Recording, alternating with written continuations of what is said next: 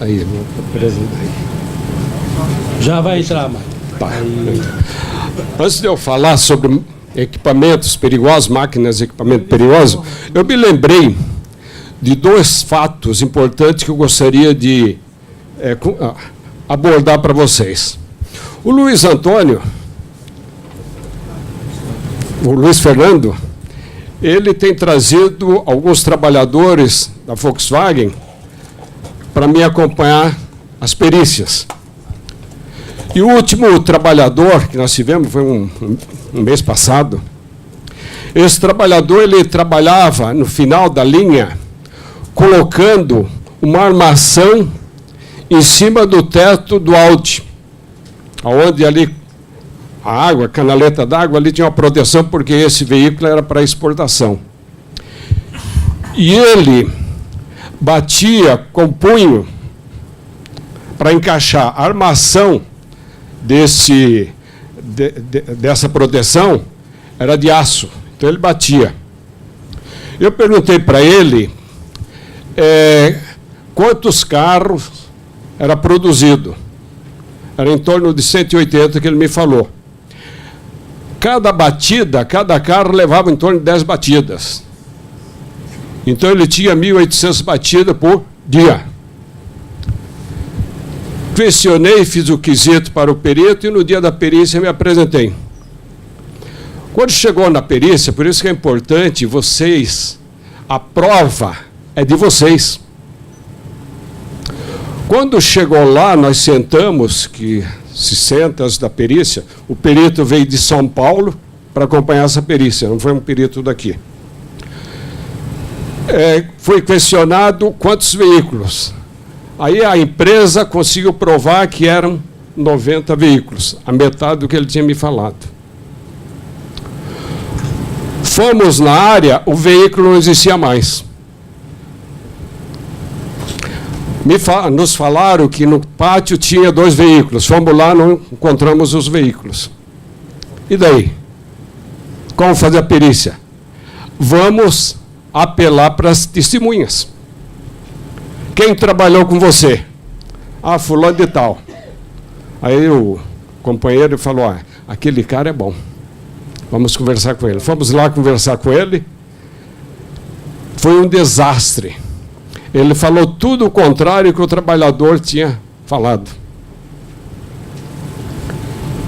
O trabalhador tinha falado, perguntei para o trabalhador se ele tinha um martelo, ele falou que tinha um martelo de bronze, mas esse martelo danificava a armação. Por isso usava o punho. E a testemunha lá falou, não, existia um martelo, não usava o punho. E daí? O que fazer? Fomos para a segunda testemunha.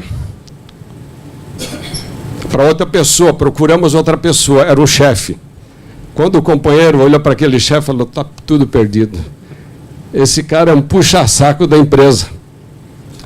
Aí fomos conversar com ele.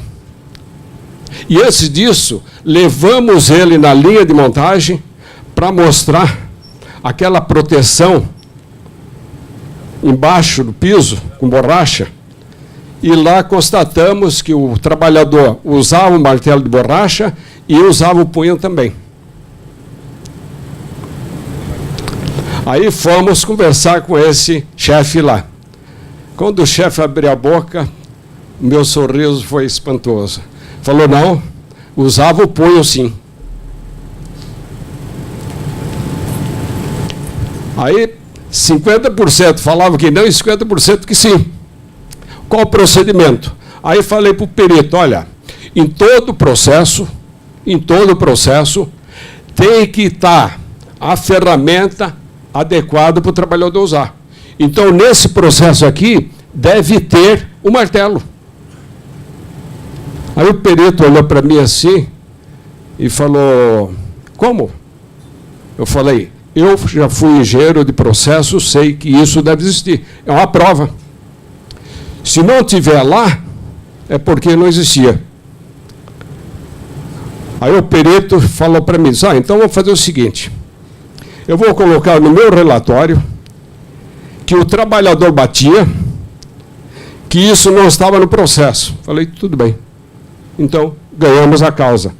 Mas é importante, é muito importante o trabalhador ter provas e coisas concretas, para a gente depois não passar um aperto dentro da empresa. Eu fui, mudando um pouquinho de assunto, eu fui engenheiro de processo da Volvo do Brasil. Tinha uma área lá, na área de pré-montagem de eixos, que montava eixo dianteiro para o ônibus, para o caminhão, eixo traseiro para o caminhão e eixo traseiro também, porque o traseiro para o caminhão e o traseiro para o caminhão. Então, era uma bagunça. Muitas vezes se confunde aqui velocidade de linha com balanceamento de linha, não tem nada a ver. O balanceamento de linha, você balanceia a linha para que o trabalhador mais lento consegue montar. Aí você determina a velocidade da linha. E lá estava uma bagunça. Quando eu cheguei lá, reuni os trabalhadores, perguntei, como é que vocês montam aí? Montamos assim. Como é que está o processo? Um trabalhador mais afoito chegou para mim e disse, olha, o processo está uma merda. Eu falei, peguei o processo e entreguei ao trabalhador, então arrume essa merda. Tá? Comecei a conversar com os trabalhadores. Perguntei para o trabalhador, o que é que você gosta de fazer? Eu gosto de colocar o rolamento no eixo. Você vai colocar o rolamento no eixo. Você, o que é que você gosta de fazer? Eu gosto de montar a sapata do freio. Você vai montar. Distribuir conforme o trabalhador gostava. Conclusão. Aí depois eu distribuí o serviço trabalhador, agora falei para eles, agora eu vou para cima, lá para o escritório, fazer os cálculos de tempo. Depois de uns 3 dias, eu voltei lá com os cálculos de tempo. Falei que você monta o rolamento, você vai montar mais uma arruela, tá ok? Tá ok. Distribuir conforme a necessidade do trabalhador. Então, quando você ouve o trabalhador, existe solução para tudo. Então, quando você vai numa Renault, numa Volkswagen, na própria Volvo, você vê lá trabalhador numa situação precária, trabalhando igual um condenado. Por quê? Porque o engenheiro de processo não pisa no chão da fábrica, só impõe. E isso, vocês como diretores de sindicato e diretores de base, têm que exigir a presença do engenheiro. Qualquer reclamação do trabalhador, exija a presença do engenheiro, discuta com o engenheiro. Não vai discutir com o chefe também é vítima daquela velocidade. Pede para o chefe, vou conversar com o engenheiro que está fazendo essa cagada aí. Ok, pessoal? Então, vamos lá. Estudo de máquinas perigosas. Pode ir. Nós fizemos há muito tempo uma pesquisa, através do Núcio, tá? Com ligação com a Universidade Federal, de 20 empresas. Nós tínhamos muito problema com empresas de autopeças, acidentes de trabalho, relacionados aos equipamentos. E aí, através dessa parceria, nós visitamos 20 empresas que nos deixaram entrar. Pode mandar para mim. Então, dessas 20 empresas, produtos próprios tinham 2, produtos automobilísticos, faziam para automobilística 6, cliente específico 10 e serviços e ferramentas 2. As empresas pequenas eram 15, média eram 5 e grandes não deixaram a gente entrar. Pode continuar. Então, o primeiro caso, nós analisamos a CIPA. Qual era o comportamento da CIPA nessas empresas? Na maioria das vezes, a empresa escolhe o candidato. Você vai ser o candidato. Tá? Não dá opção para o trabalhador se candidatar. A CIPA não é atuante, atua quando o dono da empresa autoriza. São classificadas, as CIPAs são classificadas para a empresa, trabalham em função da empresa. Os participantes são desmotivados E estão na CIPA mais pela estabilidade e pela indicação do patrão. Pode mandar para mim. Os cursos não atendem a carga mínima de 20 horas. O curso é cansativo e repetitivo. Não traz nenhuma novidade, torna-se maçante, certo? O cara só repete aquilo que é necessário, que é bom para a empresa. A empresa ensina o que é conveniente para ela. Eu acho que isso até as empresas grandes continuam na mesma situação. O curso da CIPA, quando há participação dos trabalhadores com pergunta, esse é considerado ovelha negra. Já começa a ovelha negra ali já no curso. Tá? Foi sugerido que o sindicato fizesse os cursos para a CIPA. Técnico de segurança nessa empresa. Foi constatado que ele não é técnico de segurança, geralmente é almoxerifado. Ele está como técnico de segurança para atender quem? A legislação. Não tem autoridade para solucionar qualquer problema. A chefia ou o proprietário é quem manda no cara. Se o cara der alguma sugestão, se tiver alguma negativa do chefe ou do patrão, ele tem que ficar quieto. Muitas das decisões confronta com as decisões do técnico. O técnico, para não ser demitido, fica quieto e deixa a situação conforme está. Engenheiro de segurança. O engenheiro de segurança vai na empresa, embora esteja registrado, que a lei assim obriga, mas vai na empresa quando a empresa chama. Ele dá apenas uma assessoria para a empresa. Então, quando tem fiscalização, ele chama o engenheiro. Quando tem uma perícia, ele chama o engenheiro. Então, o engenheiro não está à disposição da empresa, mas sim está à disposição quando a empresa necessita. Não fica no local. As máquinas que nós vimos lá, a maioria são prensa excêntrica, de engate de chaveta, uma das primeiras máquinas aqui do Brasil. Tá? A prensa excêntrica existe com freio pneumático, tem algumas. Prensa hidráulica, 20%. Prensa de fricção, 5%. Guilhotina, 1 ou 2 por empresa. Dobradeira, 2 ou 3 por empresas. Tornos mecânicos, 2 a 3 por empresa. Geralmente são na ferramentarias. São equipamentos antigos. Tá? A idade, 10 anos, nós notamos que é 5%.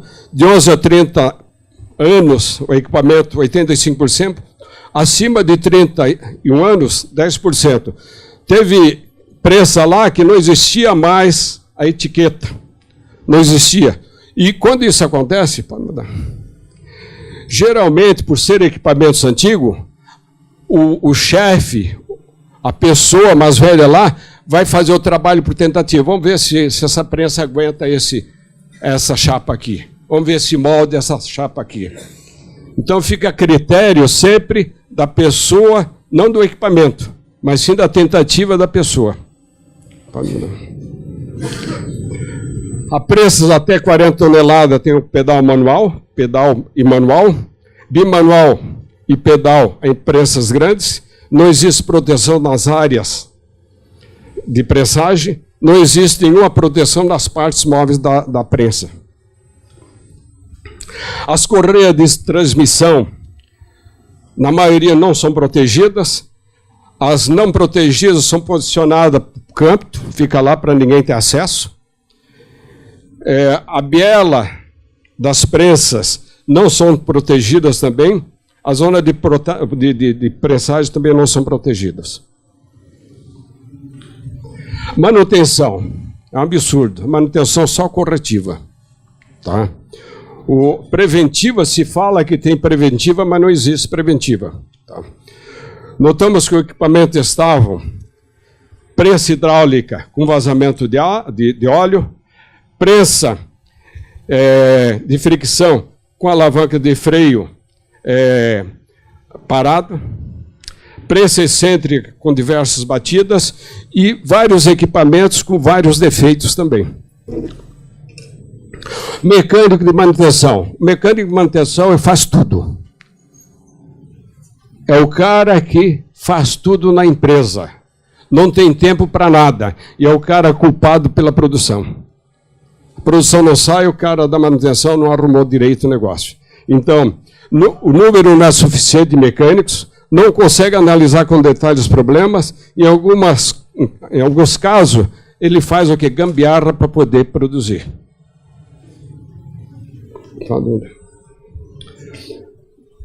Conclusão dessa nossa visita. Os maquinários do nosso parque industrial são antigos e ultrapassados. As proteções usadas, nas grandes maioria das vezes, são inadequadas e insuficientes. Nossos trabalhadores desconhecem o funcionamento detalhado da máquina. São práticos. No nosso parque industrial carece de investimento, não existe investimento. O nosso empresário, infelizmente, paga muito imposto e não tem condições de financiamento dos equipamentos. E muitas vezes tem medo de fazer financiamento e não pagar. Os trabalhadores, a maioria deles, tem medo de exigir. Se exigir alguma coisa, pode ser demitido. Tá? Não tem tempo de estudar, porque faz horas extras, as condições dele é maçante. É conformista, é bom e é podado das suas ambições dentro da própria empresa, quando ele quer. Máquinas perigosas. Depois desses levantamentos, nós notamos que algumas máquinas são perigosas. Elegemos a prensa como a máquina mais perigosa dentro do nosso parque industrial. Prensa é uma máquina que, com movimento vertical através de ferramental, prensa, conforma, molda, corta, fura, cunha e vaza peça. Tem vários tipos. Tipos, modelos, tamanho, capacidade de ampliação, força e velocidade. Nós temos prensinha desde para colocar um terminal elétrico até prensa de 500 toneladas. Prensas mecânicas excêntricas de engate e chaveta, a mais comuns. Prensa mecânica excêntrica com freio de fricção pneumático, prensa hidráulica e prensa de fricção, percussão com acionamento por fuso. Aqui nós temos algumas prensas. A prensa verde ali, geralmente é uma prensa usada muito em oficina mecânica para desempenho de eixos. Isso, desempenho de eixos. E aquela ali é uma prensa pequenininha usada para terminais de chicote. Aí nós temos uma prensa, a prensa mecânica excêntrica com freio. O freio é atrás. Prensa excêntrica com engate de chaveta. Aí nós temos essas prensas, são geralmente, existe praticamente em todas as empresas prensas desse tipo. Pode passar. Aqui nós temos uma prensa hidráulica, tá? Ali vocês podem ver a área de prensagem. Esse tipo de prensa é usado muito para repuxo. Repuxo e cunhagem de moedas. Pode passar. Essa aí também, ó. Essa verde ali nós encontramos em algumas empresas aqui. Tá? A divisão da prensa tem estrutura, corpo, biela, martelo, zona de prensagem e cadeia cinemática. A estrutura de ferro fundido, aço fundido, chapa de aço soldado. Eu tive numa empresa onde a estrutura da prensa foi trincada. Prensa de 40 toneladas. Uso inadequado. A pessoa desconhecia o uso daquela prensa. Biela, vamos mudar. Aí vocês estão vendo o martelo, que é o que desce, que vai dar o tranco. Tá? O estampos, o espaço entre o martelo e a mesa, onde é posicionada a ferramenta, é realizada a prensagem. Então, ali deve ter o quê? Proteção. E não tem. Aqui nós temos uma prensa excêntrica com freio. O freio ali atrás. Para comandar, aí é que está. Muitas vezes, a pessoa se preocupa, quando a prensa está ruim, se preocupa do lado mecânico, mas tem a área periférica da prensa, tá? Que geralmente o mecânico de manutenção não faz, que são os relés, são as válvulas e os filtros, que isso só vão deixando para lá. Você reclama de um problema, ele vai só na parte mecânica e esquece do lado periférico, que é o lado que dá o acionamento da prensa. Aqui nós temos o calço de segurança, que geralmente o trabalhador nem sabe para que serve. Nós tivemos um acidente grande numa empresa multinacional em São José dos Pinhais, com mecânico de manutenção. O mecânico de manutenção foi mexer na área de prensagem, lá foi regular, e esqueceu de colocar o cálculo, e enfiou a cabeça, e foi descendo. Tá? Quando ele notou, já era. A cabeça foi esmagada, por causa de um calço que ele não usou. Tá? Então, nós temos aqui um sistema de comando bimanual, temos a proteção da área de prensagem, e nós temos os filtros de ar, de óleo, etc., que são os elementos que você precisa cobrar da manutenção. Esses filtro ar, e dentro da prensa existe a válvula. E geralmente a válvula vem com um circuito, e deve ser válvula de duplo circuito. Se entope isso aqui, a prensa não para, mesmo tendo freio. O comando fica louco. Então nós temos a vista lateral do relé, válvula, tubulações de ar e lubrificação. Isso aí precisa a manutenção, fazer manutenção nisso aí. Se expõe o trabalhador numa prensa que esquece de fazer manutenção, e não existe, muitas vezes, manutenção preventiva nisso aí. Relés e válvulas. Essa válvula está praticamente ali em cima da prensa. Quem vai descobrir? Essa válvula aqui é uma válvula de circuito único. Dá um entupimento nessa válvula, a prensa fica louca, não tem freio. Aqui nós temos uma prensa com estampo progressivo. Ela funciona automaticamente nessa situação aqui. Não precisa nem operador. Tá? A prensa deve possuir válvula de segurança que impeça o acionamento acidental. A rede de ar comprimido de alimentação deve ter um sistema que garanta a eficiência das válvulas de segurança. A válvula de acionamento deve ser específica. Tem uma norma que atende a essa norma. Muitas vezes o mecânico de manutenção não desconhece, o dono da empresa desconhece. Mas você deve perguntar, questionar sobre esses elementos periféricos da prensa.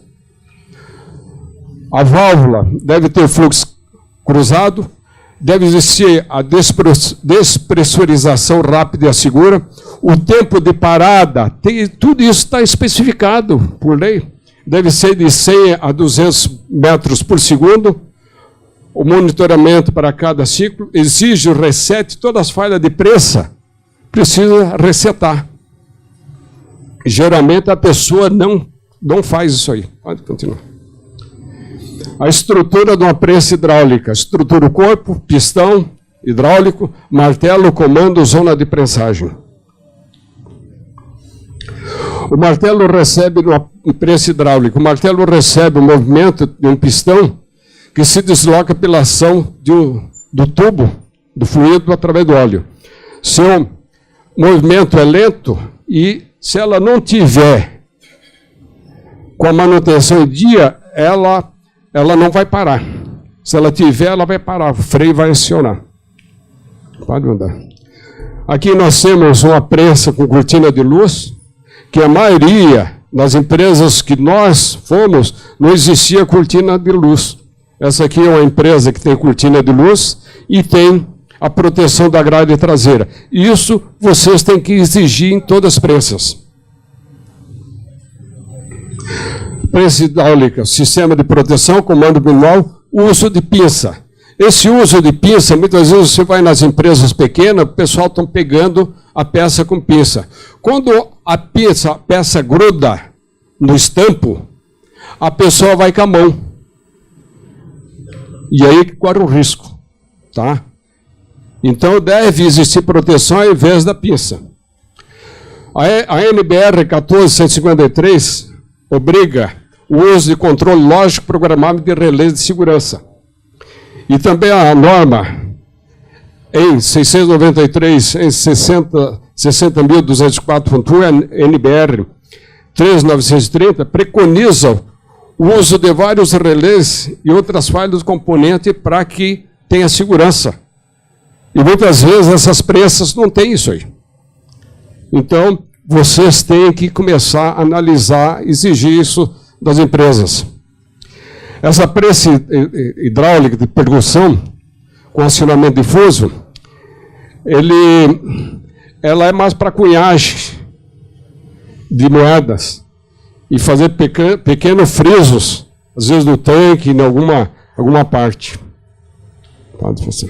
Pode passar. Pode continuar passando. Essa aqui é um revólver. Prensa excêntrica por engate de chaveta. Praticamente isso aqui é proibido. Tá? Mas, infelizmente, todas as empresas pequenas têm, principalmente de estamparia. Esse equipamento é um dos equipamentos mais precários que existe no nosso parque industrial. Os acionamentos são mecânicos, por esse motivo, não é possível a instalação de equipamento de segurança moderno, com cortina de luz, válvula de segurança e comando bimanual. Nós fomos, eu e o nosso amigo aqui, fomos numa empresa, visitar uma empresa lá em Araucária. A empresa tinha uma prensa dessa. Aí eles estavam reformando a prensa para se tornar ela viável para o uso. Eu falei para o gerente, falei, pega essa prensa e joga fora. Provavelmente comprar na sucata.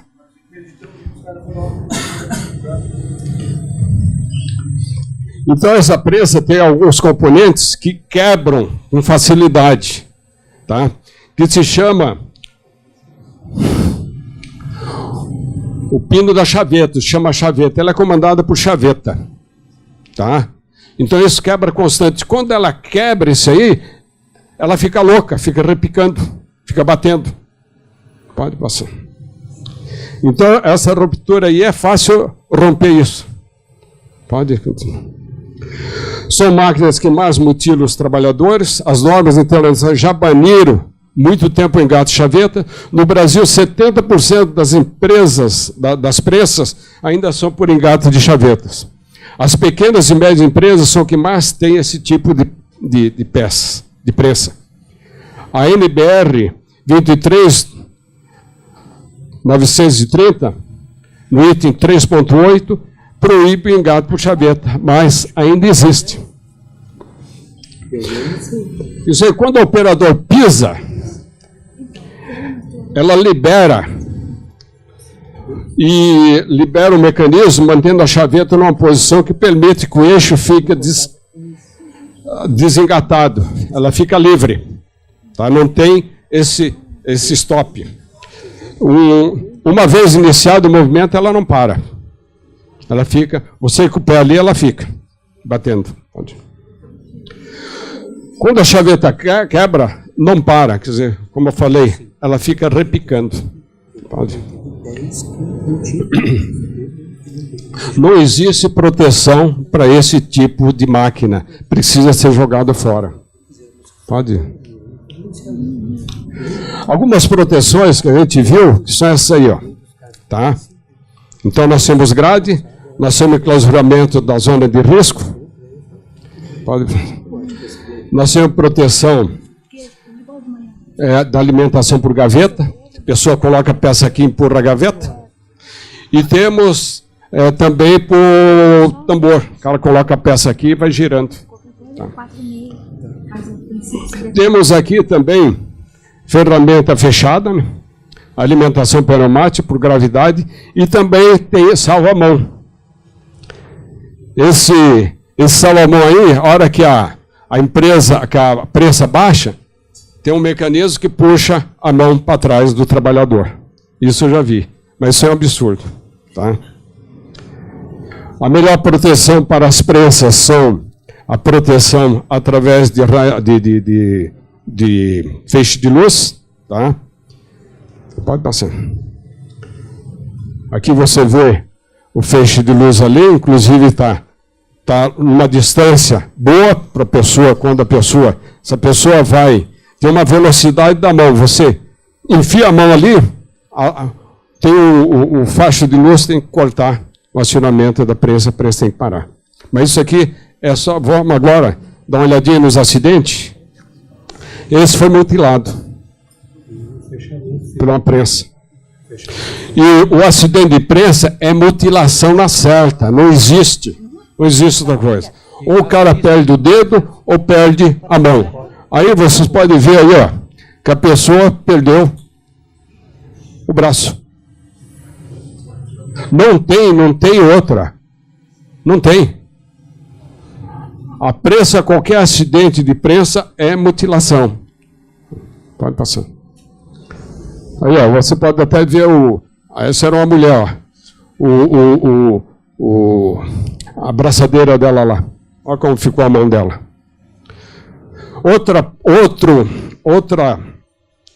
Outra máquina que mutila muito o trabalhador, e o trabalhador perde mais o quê? Esse dedo. Que é a calandra. O trabalhador vai posicionar a peça ali nos cilindros e esquece e deixa o dedo.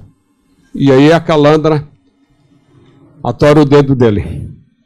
Se é uma calandra, deixa assim, ó. Tá? Então, isso é uma realidade que existe no nosso parque industrial. Muitas vezes a gente orienta o trabalhador nesse sentido, ele perde um dedo, perde uma mão, porque ele tem medo de exigir. E muitas vezes vocês notaram aí que a CIPA é inoperante. Porque a CIPA, quem manda na CIPA, quem é?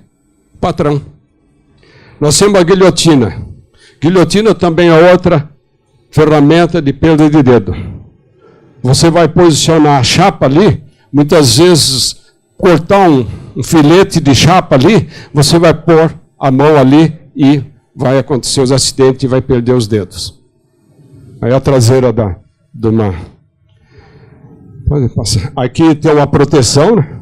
Encontramos uma com proteção, e essa é a realidade, quer dizer, põe a proteção ali, ela só desce quando a pessoa vai tirar a mão dali daquele lado. Ele está na área. Ó. Geralmente é perca de ponta de dedo. E também de mão.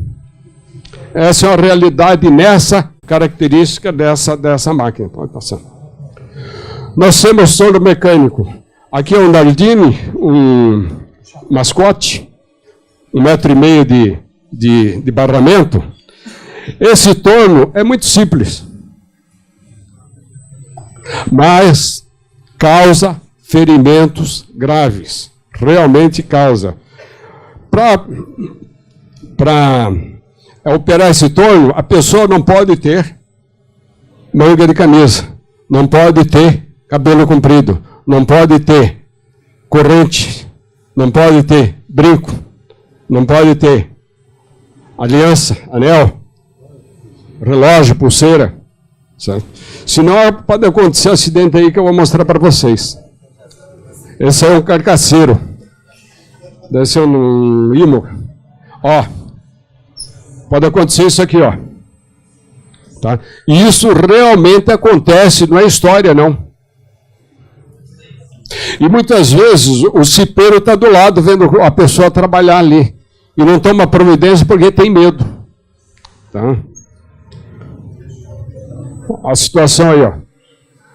Você tem a placa ali, a pessoa engatou na placa e rolou. E isso, pessoal, acontece muito, muito, muito. Pode. Policorte. É uma ferramenta simples. Quando você entra nas oficinas aí, nas pequenas empresas, a pessoa, para ajudar mais o policorte, põe o policorte aqui. O que ele está fazendo? Forçando o disco. E o que vai acontecer? Vai estourar o disco. E o cara pensa que está ajudando.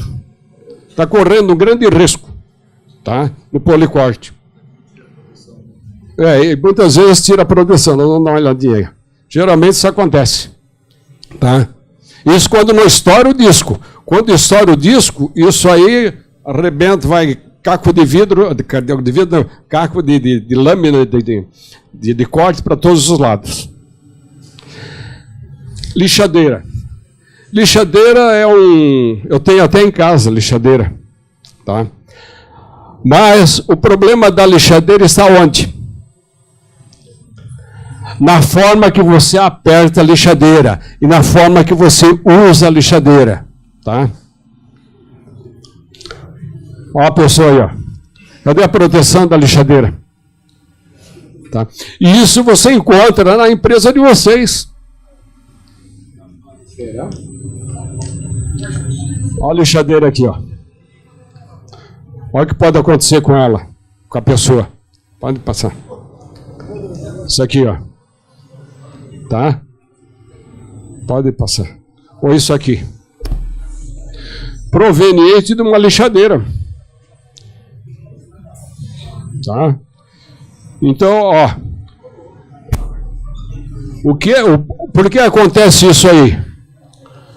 A pessoa vai trabalhar, muitas vezes num ressalto, e a hora que ele não posiciona direito, ela vem contra ele.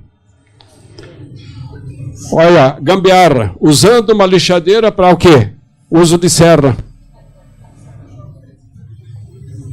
Isso, pessoal, acontece muito, são ferramentas perigosas quando você usa inadequadamente. Esmeril. Constantemente a gente vê o pessoal não usando óculos do esmeril. E muitas vezes o próprio esmeril não tem a proteção. Tá? E muitas vezes você chega lá, vê o cara no esmeril, tá? Forçando mais o corte do esmeril. Dando um tranco no esmeril. Aí, quando vem a fagulha, quando a fagulha é de ferro, você pega um imã para tirar a fagulha do olho dele. E se for de outra ferramenta que você não consegue tirar através do imã, acontece isso aqui no slide seguinte. Aí, ó. Você tem que fazer isso no olho do trabalhador, por causa de um óculos. Tá? Acidente de manutenção. Tá? A sorte que alguém parou ali, senão tinha triturado a pessoa. Dentro da fábrica, todo cuidado é pouco. Todo cuidado. A CIPA tem que estar atenta. A CIPA tem que ser uma amiga do trabalhador. Não chegar lá, muitas vezes o que acontece, muitas vezes que a gente vê lá, a CIPA dando uma de técnico de segurança ou de chefe, dizendo, você tem que usar o equipamento. Ele não tem que fazer isso com o trabalhador. Ele tem que alertar o trabalhador da situação. Eu vou passar agora um filminho rápido. Tá? Não tem imagens fortes, né? Não tem imagens fortes. Não. Pode? Tem uns caras aí que esconderam. Ui, que cocô. Nossa, reproduz.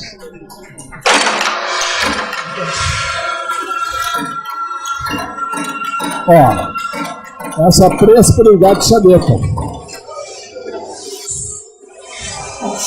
Isso numa fábrica de arruela. Olha o posicionamento da luva dela. Olha o pé.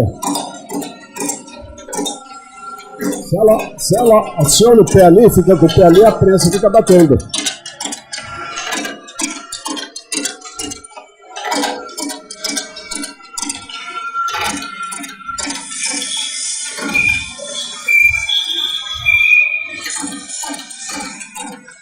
Ó, não tem proteção da correia.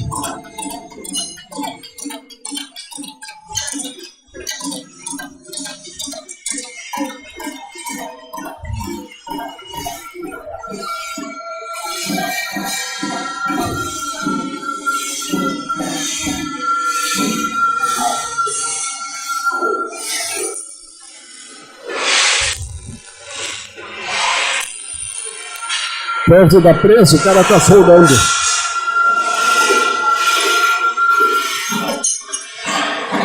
É a condição desse trabalhador.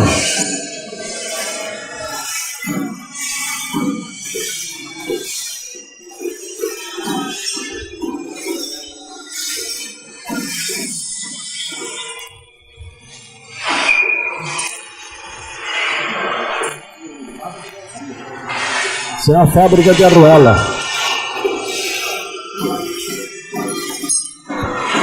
Pode passar o outro.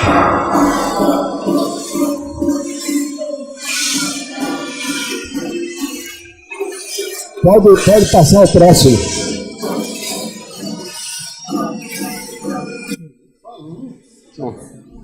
Esse aí. Pode passar esse aí.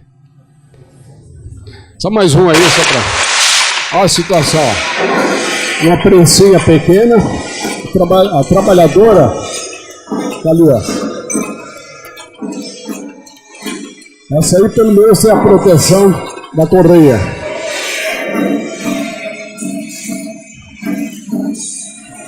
Pessoal, como é que se muda isso aí?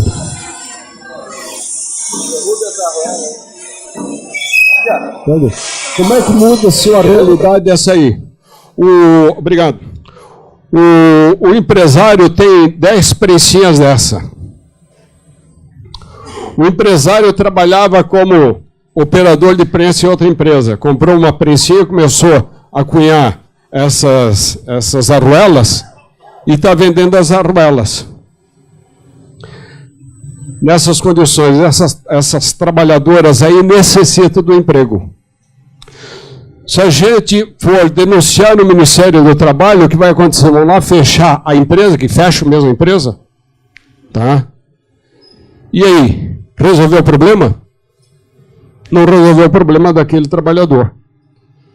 Não resolveu o problema daquele empresário, pequeno empresário, que é a maioria desse tipo de empresário que mais emprega nesse país.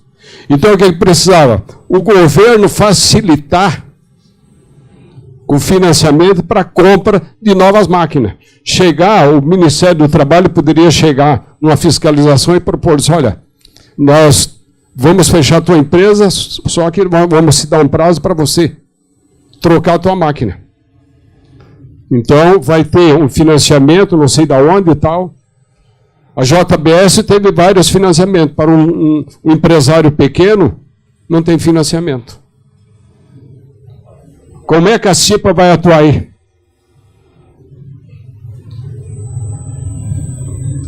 Trazendo problema para o sindicato, muitas vezes.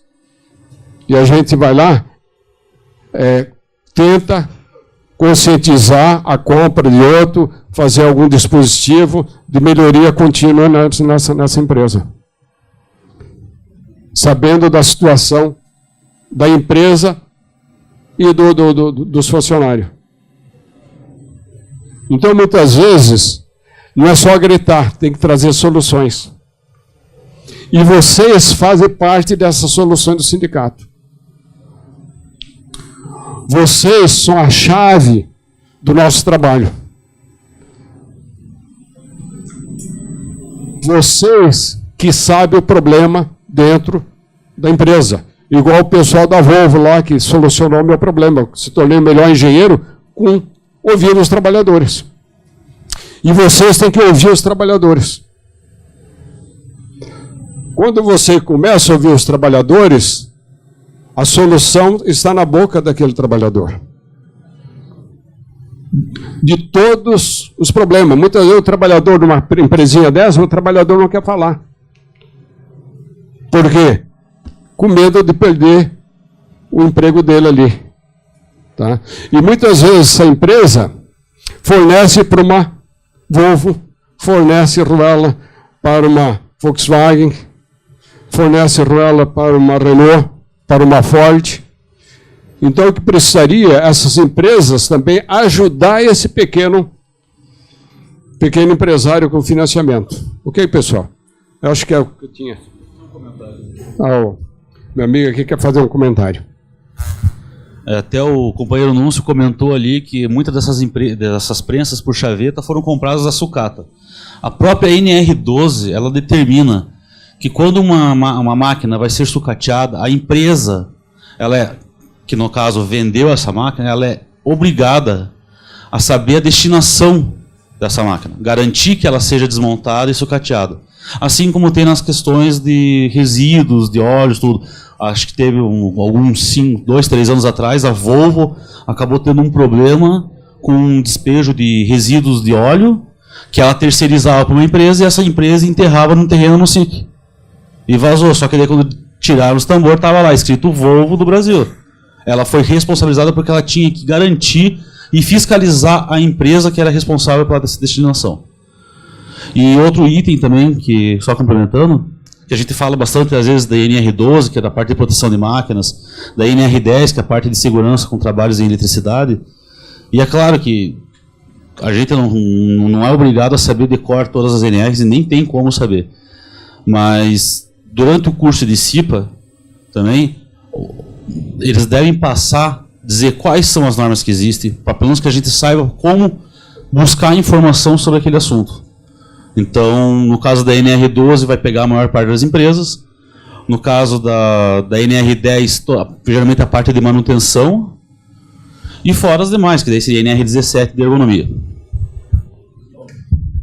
Ok, pessoal. A minha parte era essa. Obrigado. Estamos à disposição de vocês. Tá? Muito obrigado.